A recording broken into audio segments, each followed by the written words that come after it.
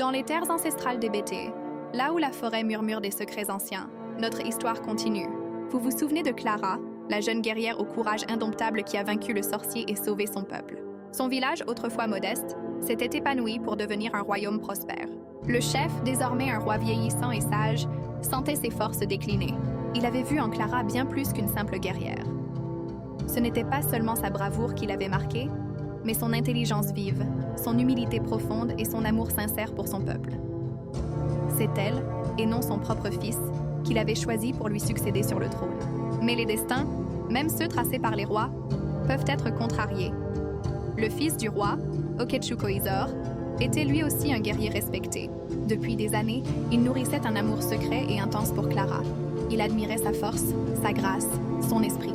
Apprendre que son père la préférait à lui pour diriger le royaume fut un coup de poignard dans son cœur. L'amour qu'il ressentait se tordit, se corrompit, se transforma en une haine glaciale et amère. Une jalousie dévorante rongeait son âme. Le changement fut brutal.